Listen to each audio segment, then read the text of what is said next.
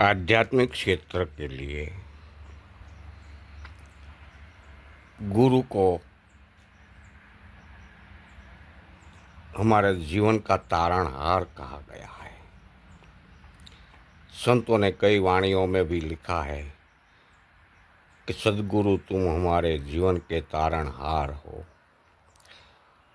ऐसे कई प्रकार से सिद्धों ने सद्गुरुओं के बारे में लिखा गया है।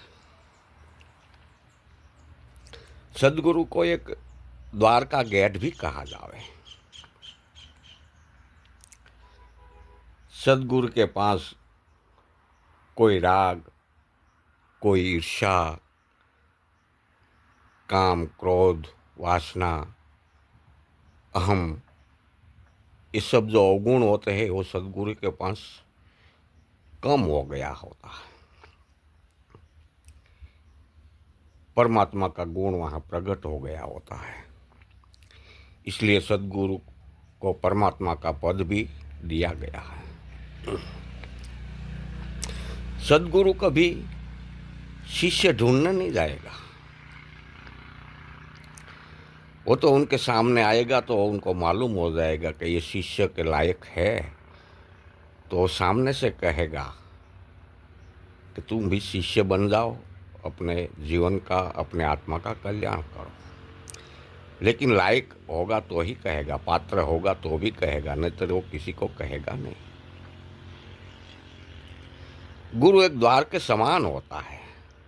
द्वार यानी दरवाजा, गेट, गेट के समान ही होता है। सद्गुरु जो होता है कभी भी किसी को भी, कोई भी बंधन से वो किसी को भी बांधेगा नहीं कभी।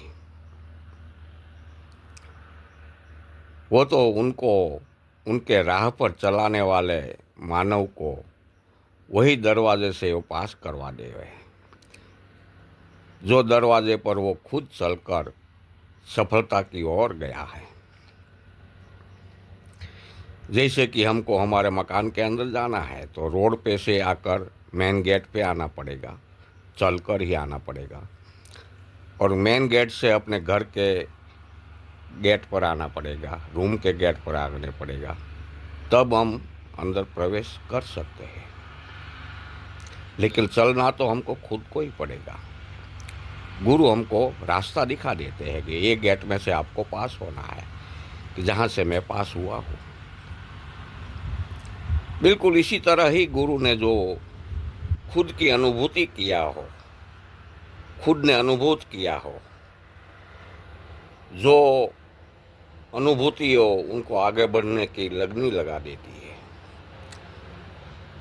जो क्रिया प्रतिक्रियाओं में से वो खुद पास हुआ है और वो प्रतिक्रियाओं में से पास होकर उनको सफलता की राह दिखा है, उजाला दिखा है,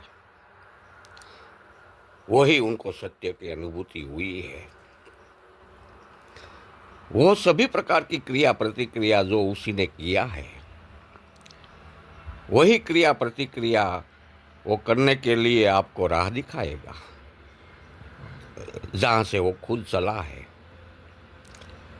आपको यही अनुभूति वाले रास्ते को चलने के लिए कहेगा।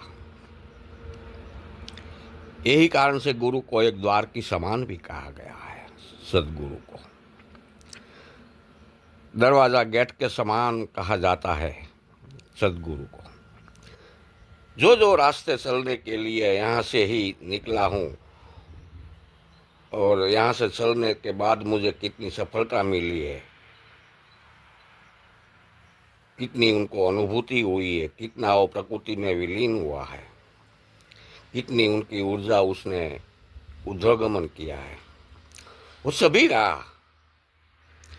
सभी गेट पे यही दरवाजे से निकला था तो आगे उजाला ही उजाला होगा। ऐसा वो खुद की अनुभूति वाला रास्ता चलने का दरवाजा दिखाता है।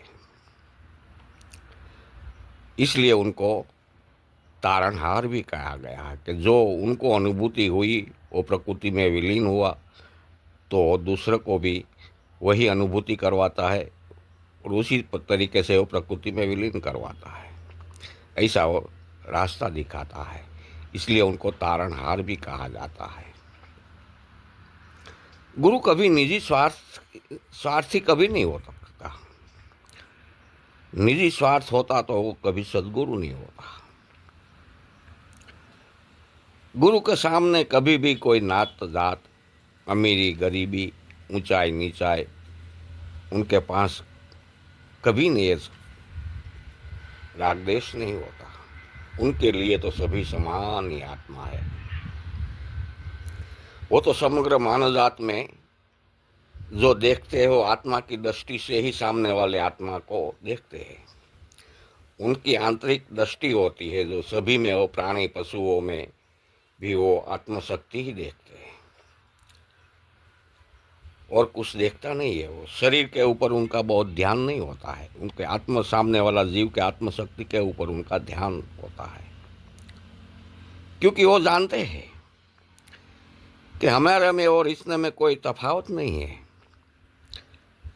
सभी जीव, सभी शरीरधारी जीव, 184 के सभी जीव अपने अपने कर्म गति के अधीन उनकी कर्म गति का फल भुगत रहे हैं और वो कर्म गति के अधीन उनका शरीर है। और वो कर्म गति के अधीन जो शरीर है ऐसे हिसाब से उनकी विचारधारा है। सिर्फ भोगवटा के लिए ही अलग अलग शरीर धारण किया है, अलग अलग शरीर में प्रविष्ट हुआ है। बस यही उनकी सद्गुरु की विचारधारा होती है। उनकी विचारधारा में कोई तफावत नहीं होता है ज़्यादा, दूसरा कोई भेद भी इसके अंदर नहीं होता है। शक्ति तो सभी में समान ही होती है। अपने जीवन जीने के लिए जो शक्ति सभी में समान ही होती है, इसमें कोई तफावत कभी नहीं हो सकता। तफावत सिर्फ कर्म की गति के अधीन होता है, अलग अलग शरीर होता है। ऐसी उनकी विचारधारा होती है। ऐसा है उनको जो रजोगुण, तमोगुण, सत्वगुण जो 3 गुण है, इसमें से अधीन उनके कर्म गति के अधीन, उनके विचारधारा के अधीन उनका गुण होता है।